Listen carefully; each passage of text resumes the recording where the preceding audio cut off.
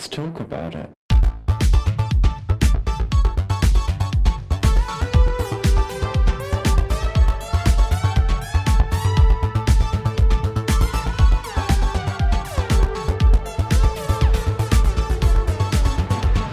Hello and welcome back to Thicc Radio, the award-winning podcast where we talk about gaining, fetism, and everything plus size. I'm James. And I'm Tim, so let's get into it. Today we're welcoming to the show Jon Fischer. Hello. Oh my gosh, round of applause. I've never gotten this. Well, welcome to Thicc Radio. You get a round of applause here. Honey, how are you? I'm happy to be here. I'm good. Yeah, I am.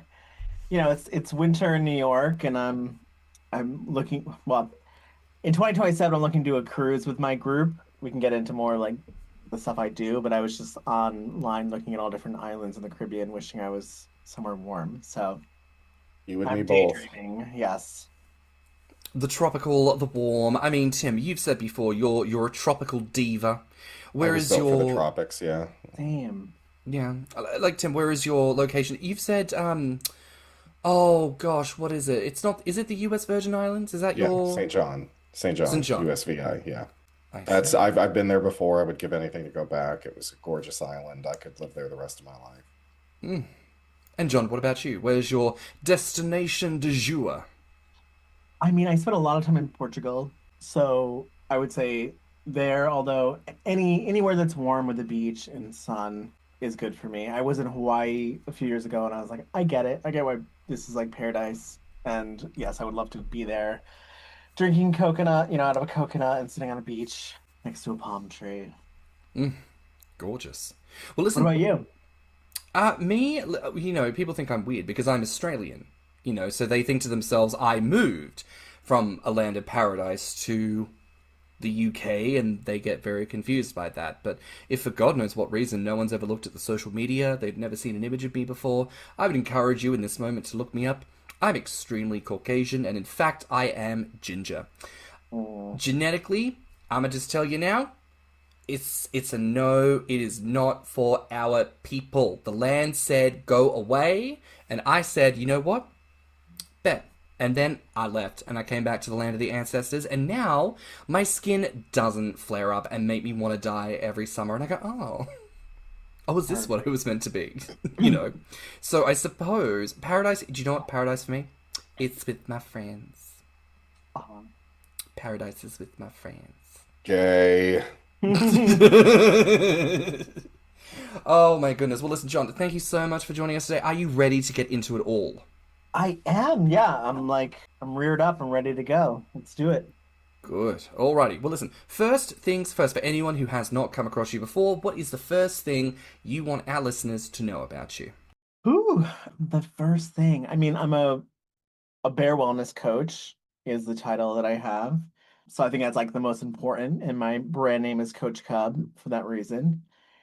I would say other than that, yeah, I feel like I'm a good mix, or like I am a nice balance of like someone who focuses on mental health, physical health, but also likes to have fun and drink and party and, enjoy life and also be crude at times.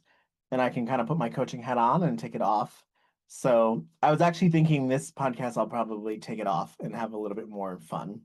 And you've been a part of the bear community for quite a while. How have the experiences in the bear community like shaped your approach to wellness with the work that you do as Coach Cub?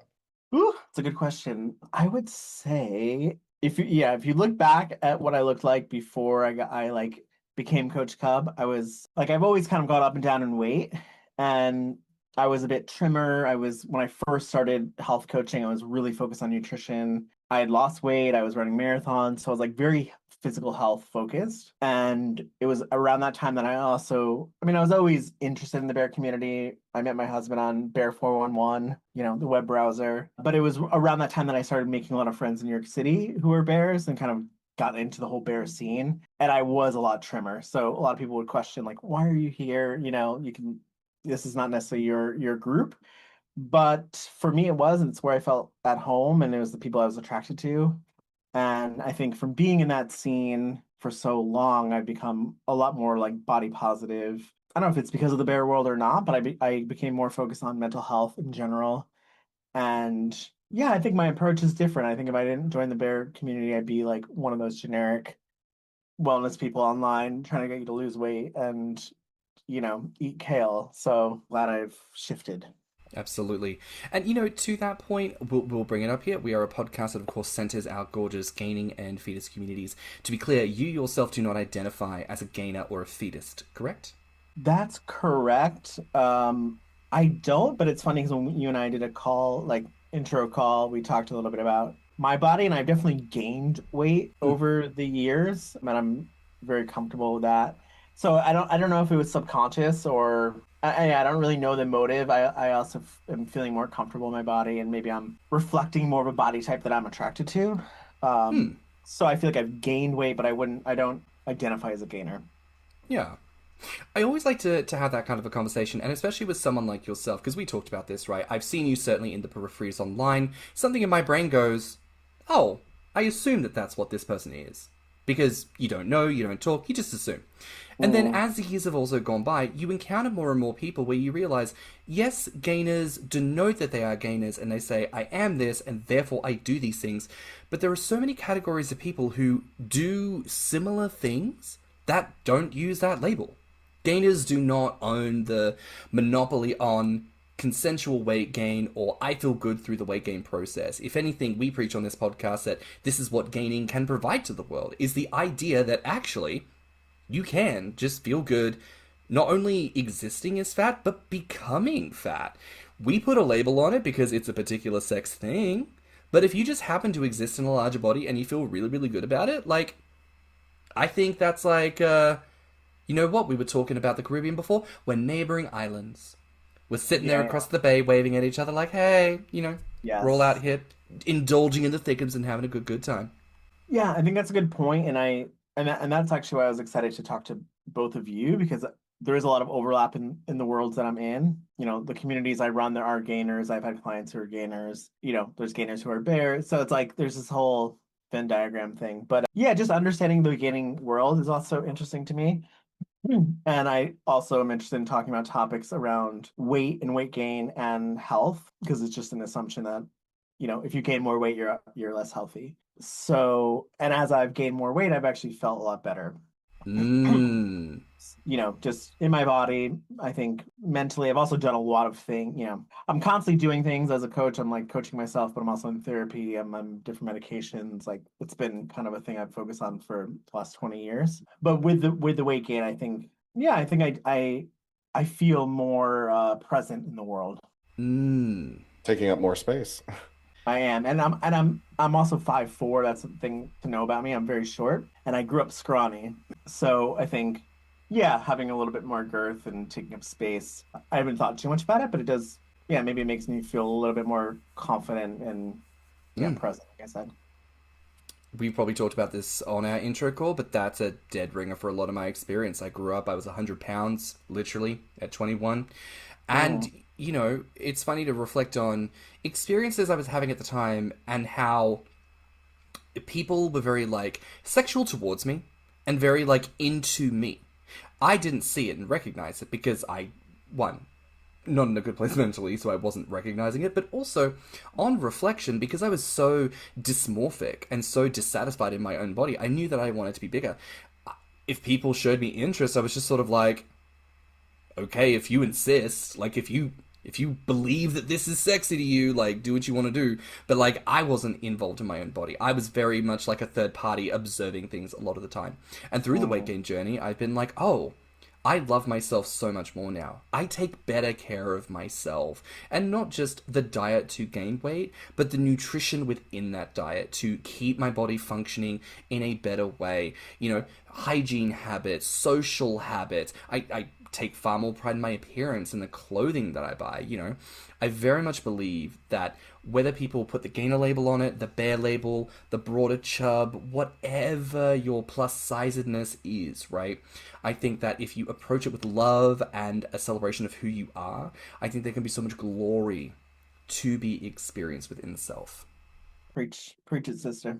So, Jon, take us back a little bit. Tell us what originally inspired you to become a wellness coach, and how did you develop this Coach Cub identity? Yeah, so I grew up you talk about being in your 20s and being scrawny. I grew up, well, yes, scrawny and short, but most of all, in a pretty chaotic family childhood. It was very destructive. So I mean, I started drinking and smoking weed at like 11 or 12. Binge drinking through my high school years and into college, and really had no regard for my body. Branded my arm, myself a scar on my arm. So I just didn't care for myself, and it was part family issues, part not understanding my sexual identity. So it was when I came out of the closet that I started to, for the first time at like 22, 23, kind of getting my head above board and going, okay, how do I not, just destroy myself? And that brought me on a journey of self-discovery and being interested in nutrition and self-development and improvement, and through my own mental health struggles, that got me focused on mental health. So it was kind of just this like lifelong path of like trying to figure it out for myself. My mental health was so bad. I was working at a nonprofit as a director, and I was still trying to like figure out how to physically be healthy, but I was totally disregarding like the mental health side. And at that point I resigned from a job and had space basically as I was about to turn 30, where I had enough money saved up where I just took, like 6 months to figure out what I wanted to do with my life, and realized at that point that I was able to improve myself a lot. So why not, try to do that for other people? And at that point was like, maybe I can become a dietitian or nutritionist. It seemed like a too long of a path to take. So instead I did a health coach training program, which is a year. And that's what got me into coaching. So it's kind of my own interest. I always tell people it was one of those like, what would you do if you're not making money? And for me, what I was doing was like listening to podcasts and reading books and generally wanting to support people. And now I get to do it, as a career. So that's what led me to coaching. And then what brought me to coach.cub was I knew that I wanted to work with men, because I just felt at that time, this is like 2013 rather, that men were underserved in the wellness world. It was very female focused. Even my programs that I went through, it was like 90% women, or if not more. So I wanted to work with men, but then realized, it'd be better if I niched down even further. And that's when I realized, I'm in this very specific community of bears, so why not try to serve them? I wasn't sure if they'd be interested in what I was serving up, but I got my first male client who was kind of in the bear community, and it went well, and that launched me into like branding myself as Coach Cub. I don't even know where I came up with the name, but I really love it, and I feel like it's now become like my personality. I love it. So yeah, that was a little over 12 years ago. Mm. And I mean, in that time, I think about, I was probably coming into my own as a queer person around that similar time. And I know that even back then in Perth, West Australia, the nature of queerness and especially bareness was very, very different, I think, to what it is now. When you were sort of first coming out into it at that time, I know, as you say, the bear and male communities for wellness were very much underserved. But what was the landscape like? And then how has it really shifted in the time since then? Like, do you have much in the way of, not to say competition these days, but like, are there more people taking note of men's needs, of bear needs within a wellness context? Or is it still looking very underserved?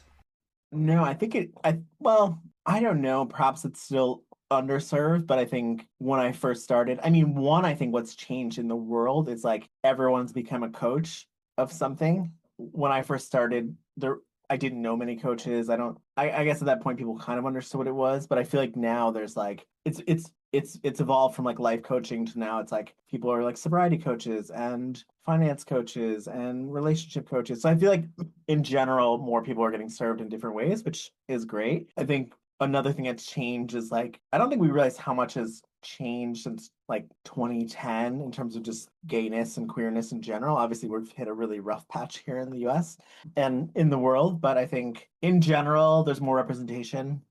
And I think maybe through social media, mainly Instagram, like bears and being thick and all that has become a little bit more trendy. So I think the landscape has changed, and maybe slowly in the fact that I don't really realize it, but the question you asked in terms of how, why competition, I think that's the one thing I can look at now and go, oh yeah, okay. I think there's been a shift because I know another person in New York who has a bear wellness company. There seems to be more people facilitating at like chub fests and places like that, doing yoga and different types of facilitating.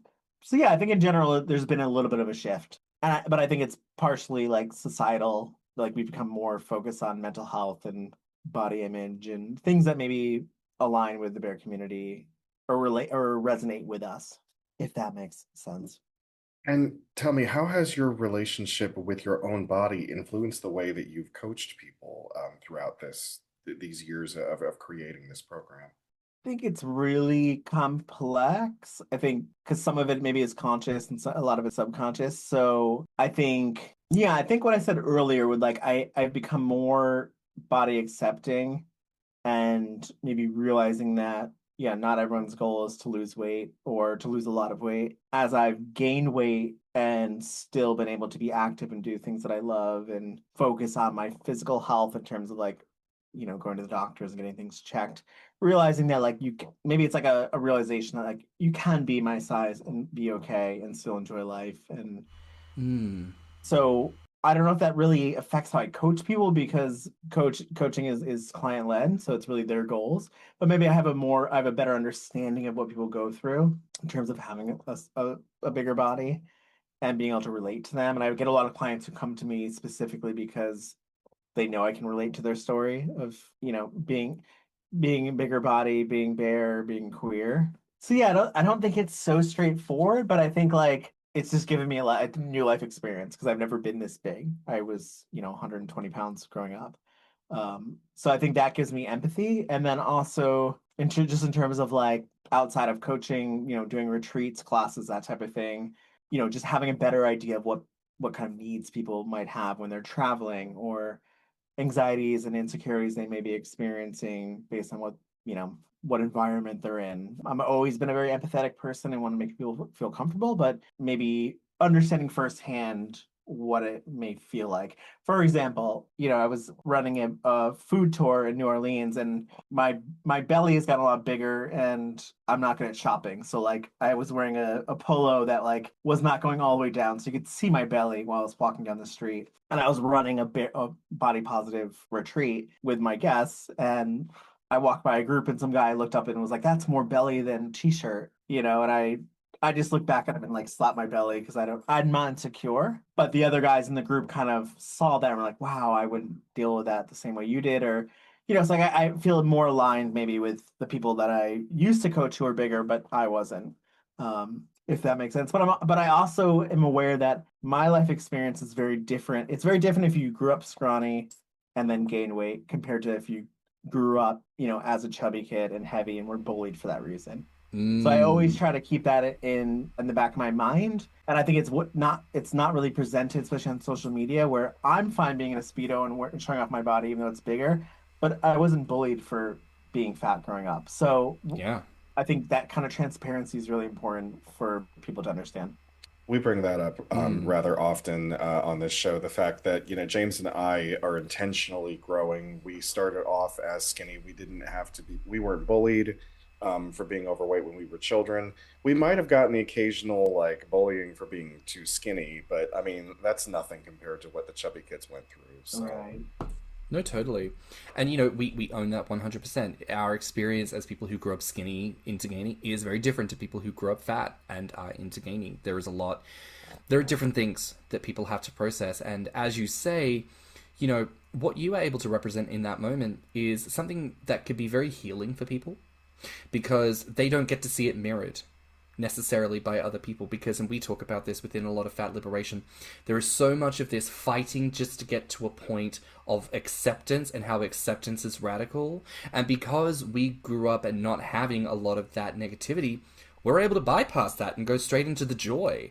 And so actually, I think like people who have that experience are important because you can represent joy and freedom and model it in a way that other people don't even know that they could see. And then they see it and go, oh, it's not even just that the end goal is like a neutrality or a sense of relegation in my size. It's like, no, I can like fucking slap my belly like a drum and I can push the people away. I can own the space. And it's not that people should have to, but it presents people the opportunity that it's like, no, this is a possibility. Not only to simply put up with, but to be joyous and celebratory of all of that. And I would be curious, because you've mentioned because of your weight fluctuations and different body experiences, it's given you a greater sense of empathy for people. How do you approach things if someone comes to you wanting to gain weight? Does that mean you have to have a fundamental shift in how you approach them? Does it challenge you? How do you navigate that? That's a good question. I haven't had too many people in that camp, but I have had clients who are gainers who are looking to gain weight.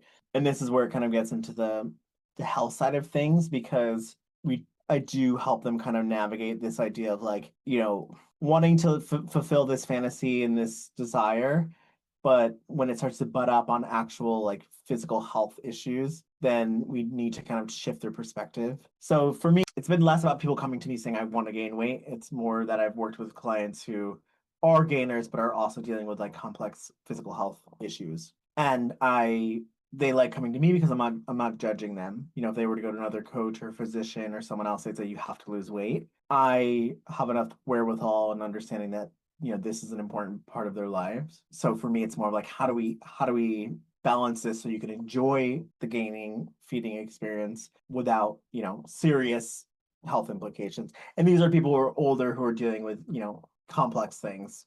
So much of the world of like health and fitness, they have all of these really strict metrics that you have to fit in before you're considered successful. But for you, what is that? What does success look like?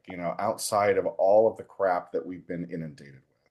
Yeah, for me, it's really, can you find contentment in your life? Can you enjoy your day to day? So it really is like a personal thing, but I think what I've noticed, and that's why I focus a little bit more on mental health and like mindset, is you can achieve all those things without changing the number on a scale or changing some kind of metric or your body. So for me, I don't know, the milestone or kind of the thing that I work on is getting someone to a place where they can accept themselves, not spend their days criticizing themselves, putting themselves down, and start to like lift themselves up.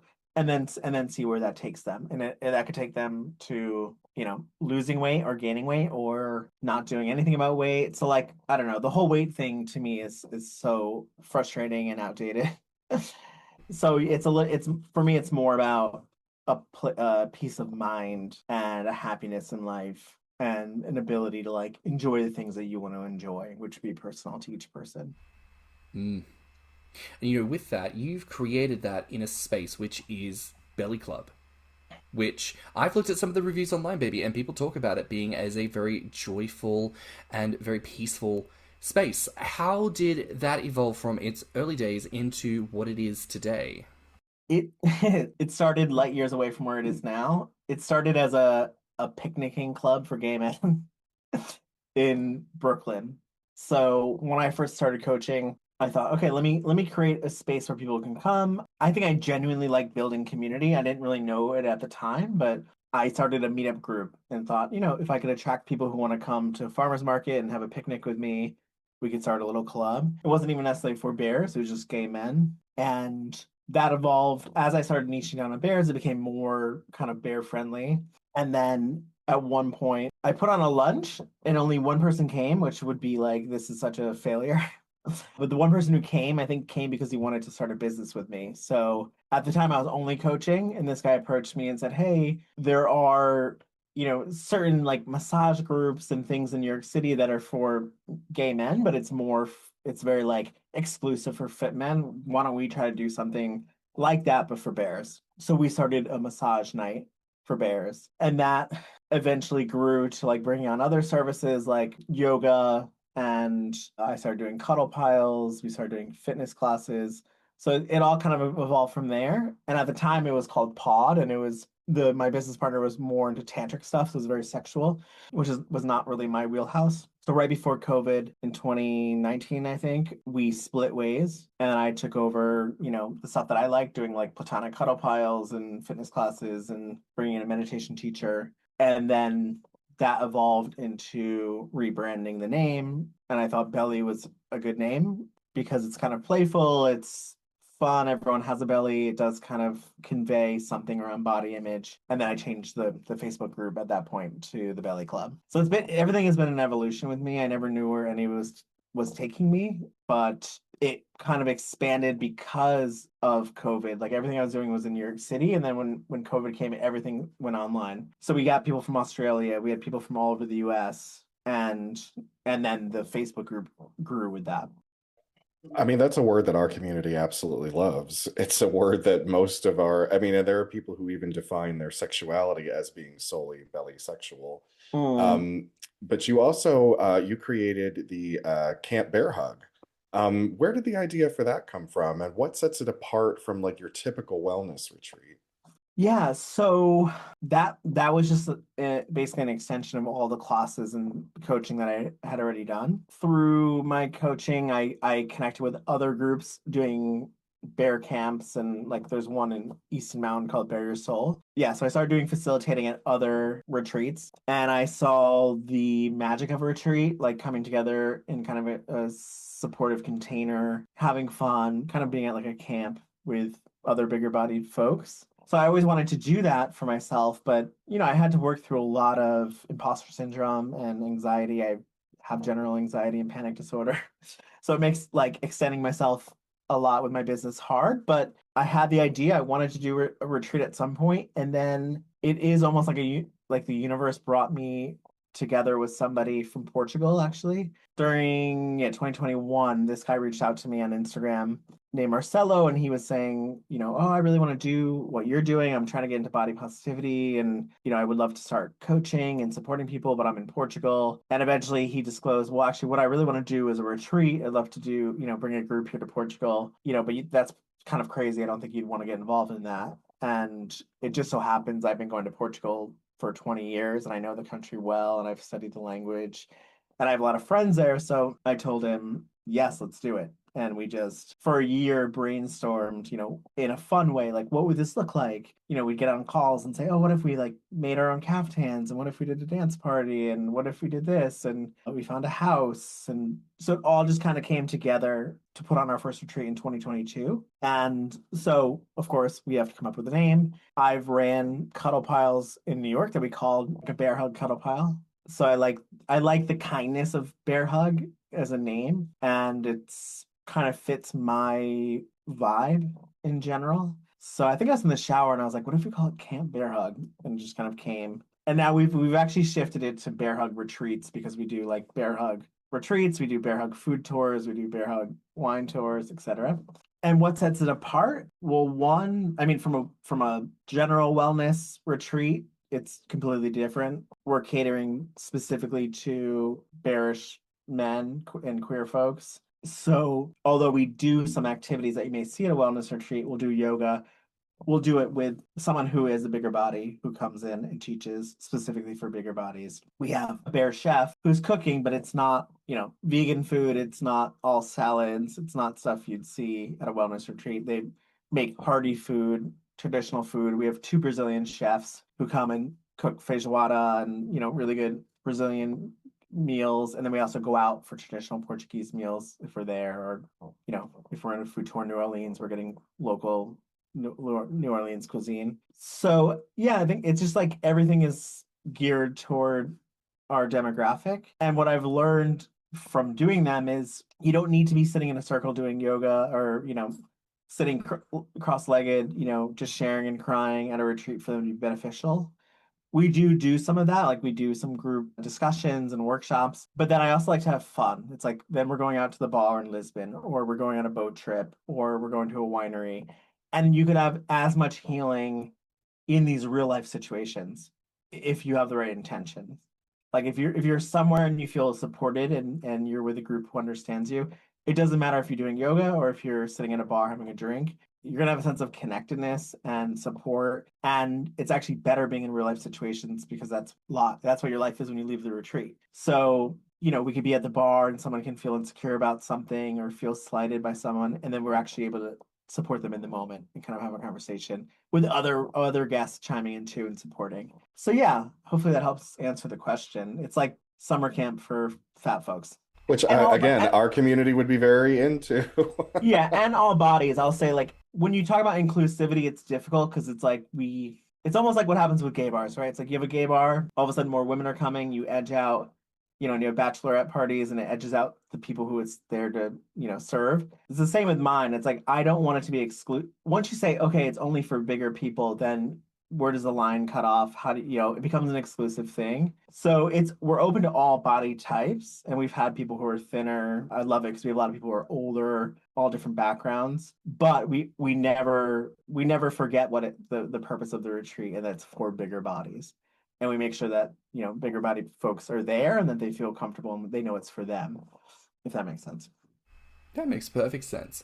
And we'll use this as an opportunity because it's certainly a cry that we hear in our community, a desire for more community. And as I'm sure that you encounter this as well with your own work, there is a tendency in queer spaces, especially male spaces, that social specific opportunities still seem to attract some sense of sex, some sense of expectation, or I know we say it's meant to be platonic, but when are we really going to, sometimes I think that can happen. And I imagine that's a challenging thing to navigate. But the question I want to ask here is, for people in our community who might be looking for plus-size community, specifically for social stuff, specifically to make friends and to go out and do some different things, where could they find some information on your retreats if they were so inclined to go and check them out? Yes. So my website is coach.cub.com, and you can find everything there. If you want to go specifically to the retreats, you can just go to coach.cub.com/retreats. Otherwise, we have an Instagram. It's camp.bear.hugs. So those will be the two places. And I love that you called out, the fact that, there are people who want to meet and not have it be sexual. For me, I have nothing against sex and having fun, but I think we're overserved with that. There's enough places to go for that. So my retreats and my classes, for that matter, are platonic, and nothing we're doing promotes sex. And I think that's actually what sets us apart from maybe other, not wellness retreats, but like retreats that are meant for bears and gainers and queer folks. A lot of times it's tantric, it's touch, which again, I have nothing against that, or it is just more sexual based on the person who's leading it. What I've noticed is when you take that out of the equation, people can actually relax and be themselves, because it's inherently an evaluative situation when like you are seeking sex from a group, because you're going in and you're like, ooh, I need to look good, and I'm also assessing everyone else. Do I want to have sex with that person? No, so I'm not going to pay attention to them. Maybe I want to have sex with someone, but they don't want to have sex with me. There's enough confusion that it can create. And in our retreat settings, I really try to avoid that. I always tell people we're not running a nunnery. So like, yes, if you want to have sex with somebody in the room, we're not going to like come in and stop you, but it's not the purpose, and nothing's happening in public. And people are getting nourished in a way that they don't in other spaces.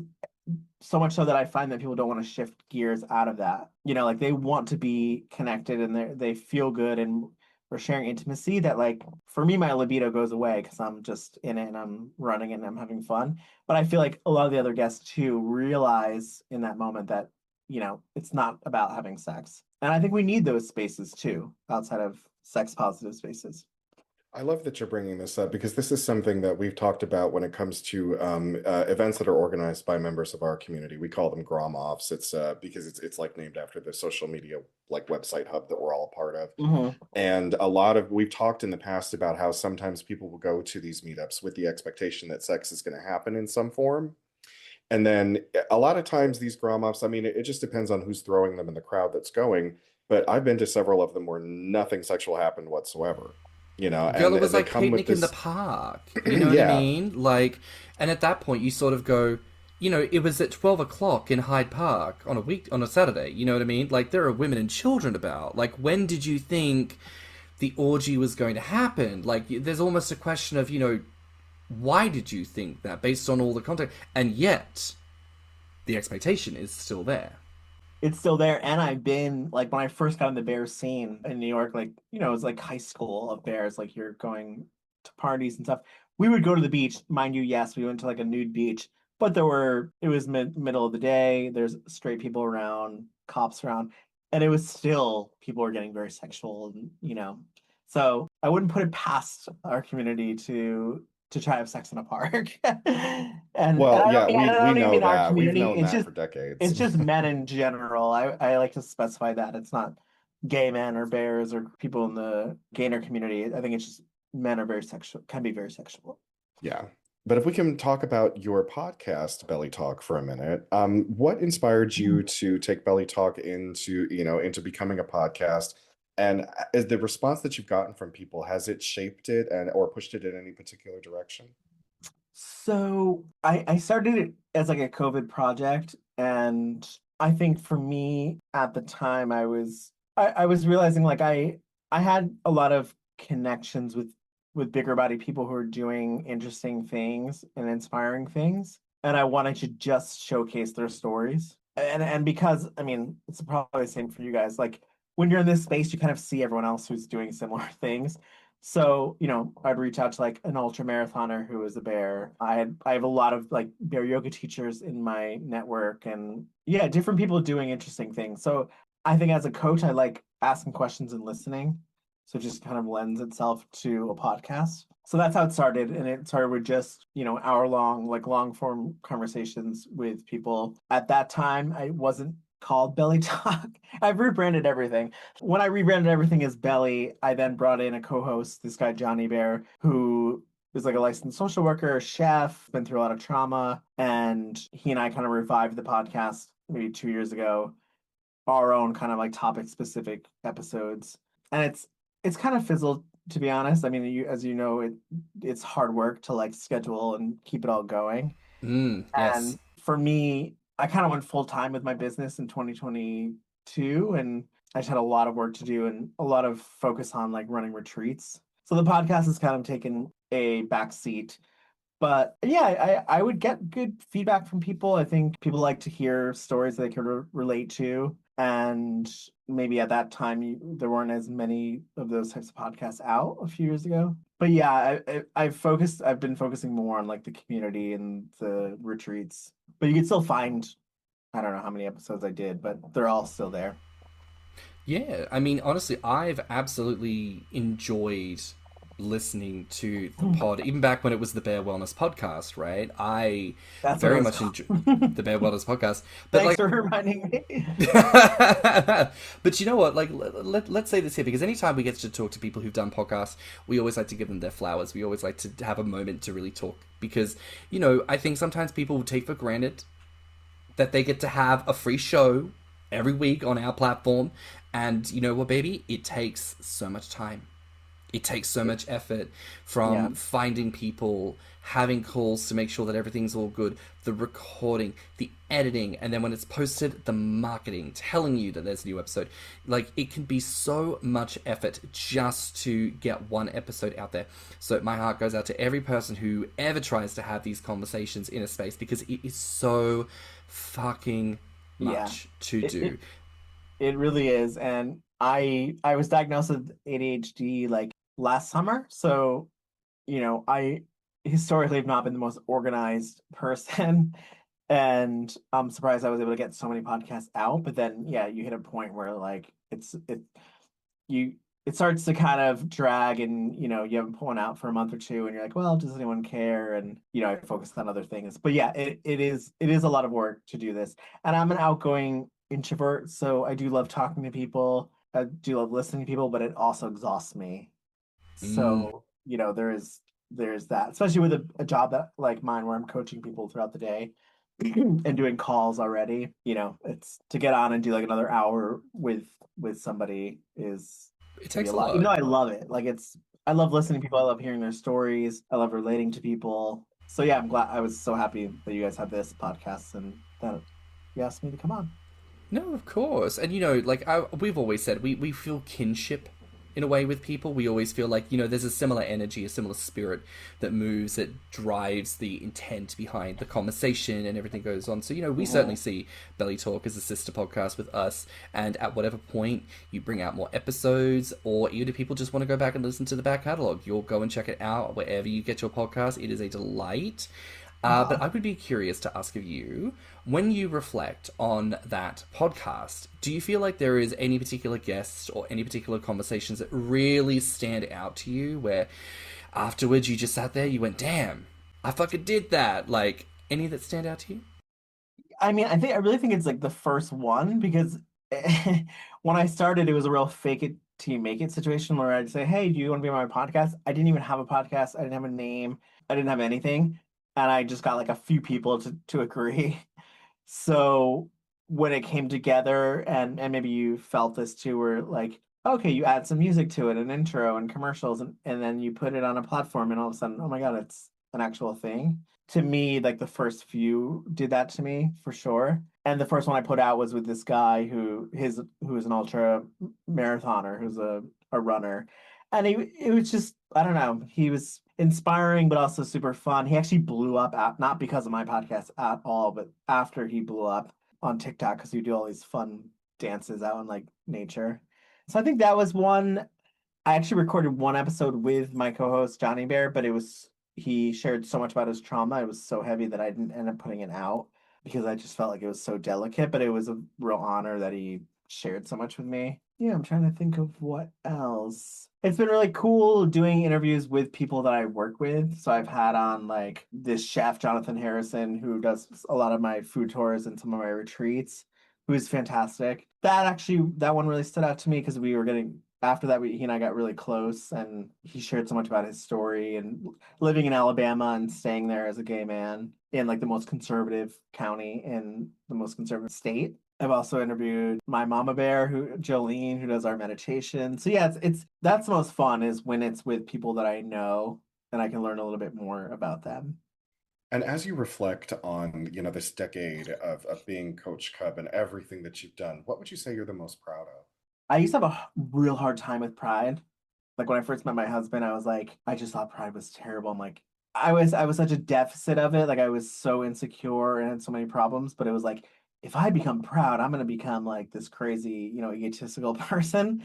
So I always had a hard time feeling proud in my life, but I do genuinely feel proud about honestly all of it. Like I stuck with it, like I did this while working second, full-time jobs. I proved to myself that I'm capable, and that's a big issue in my life. Like I just never felt like I was capable or smart or competent.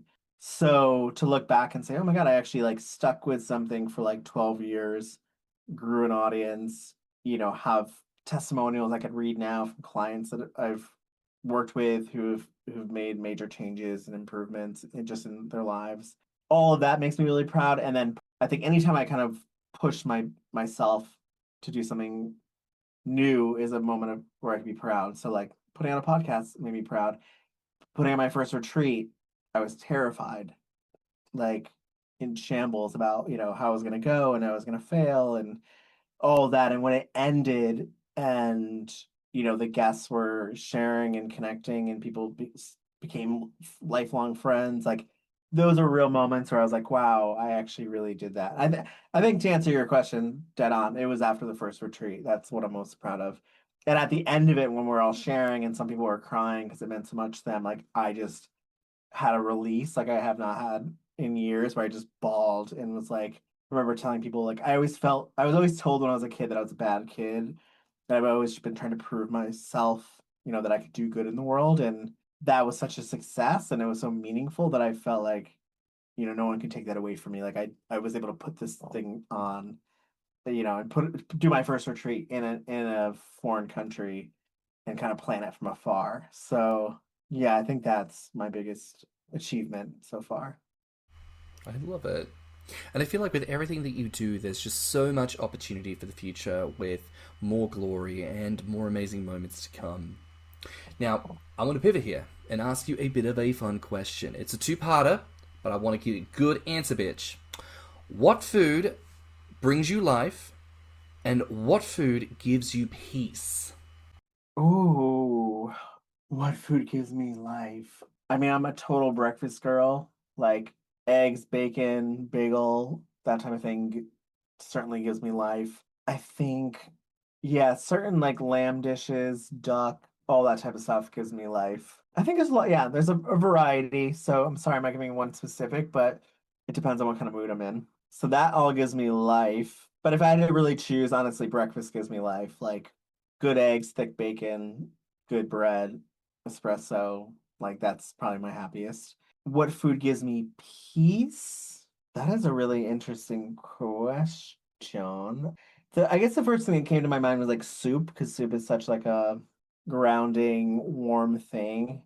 And in Portugal, they do a lot of like pureed vegetable soups with like it almost comes out like orange. So there's like pumpkin and other kind of root vegetables involved.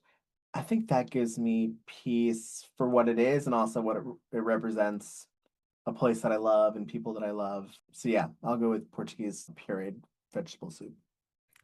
So tell us, what is next for the Belly Club, for Camp Bear Hug, and for all of the projects that you've got going?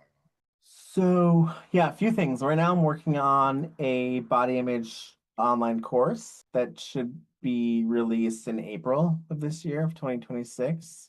So the guy Marcelo I told you about who lives in Portugal, he's from Brazil. He works with me full time now. So, he helped me like really start to grow and expand. So we went from like one retreat to a year to like two to three to four. This year we're gonna do six, if not seven retreats. We're doing a food tour again in New Orleans, and then I go to Lisbon to do the Lisbon Bear Pride retreat, and then I go back to Portugal for Northern Portugal wine tour in August, and then I'm doing another fall wellness retreat in the Poconos. And then right now we're also working on, as I alluded to earlier, 20 to 27, we're looking to do a cruise with the group, which we seem to get a lot of positive response to. So that should be like April of 2027. So more fun experiences. I have a membership now, so we do a lot of like virtual stuff with the group. So tonight, actually, we're doing movement with this guy, Rory Belsner, who's like a body positive trainer. I've seen him. He looks, well, first of all, he looks fine as hell. Every time I see that boy move, I'm just like, damn. I'll tell him in like an hour. You said Yeah, just be like, yeah, this random Australian who lives in the UK thirsts out to you every time you post shit online. And I do. Roy, if you listen to this, baby, mwah, stunning. Please come on the podcast. It'd be a delight to talk to you. Yeah, you should have him on. He would be great. Yeah.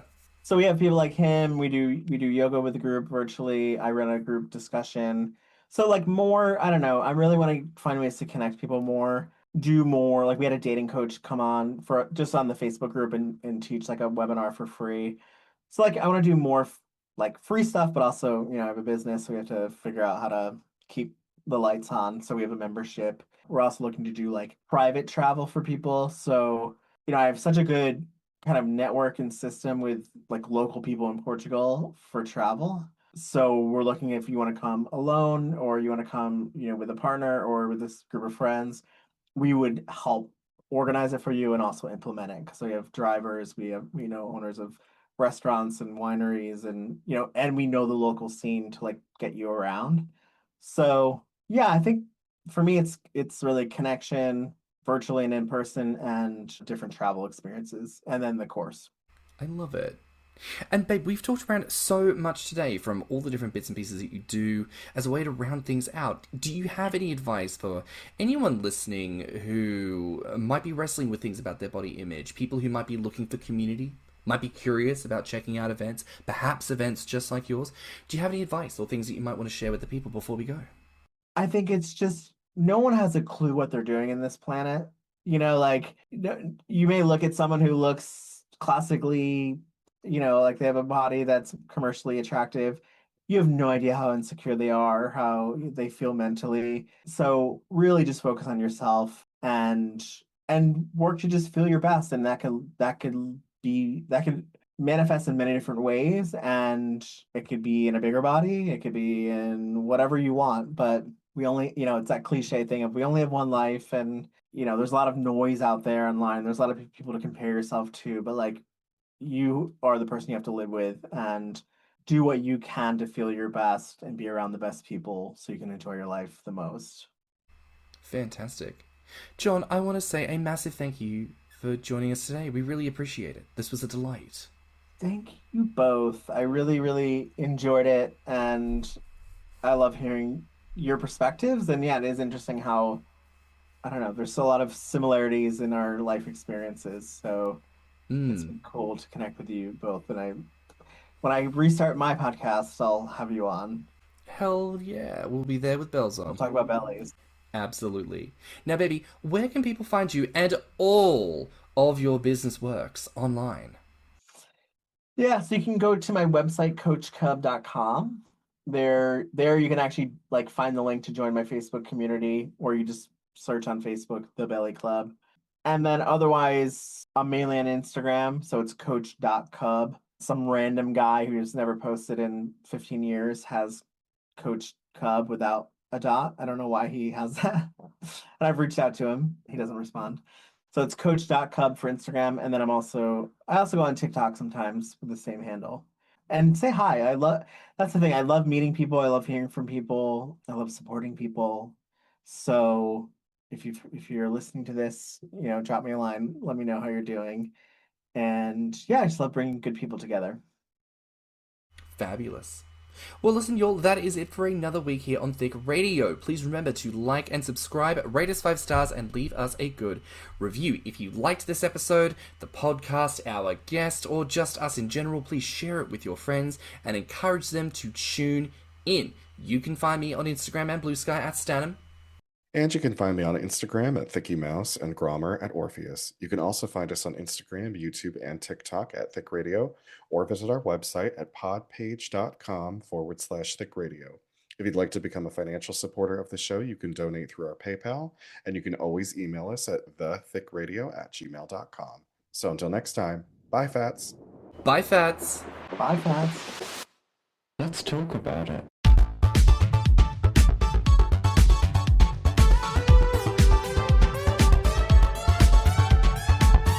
Thicc Radio is a Spotify podcast. Artwork, media design, editing, and production by James Heinzen. With original theme music by CYMK.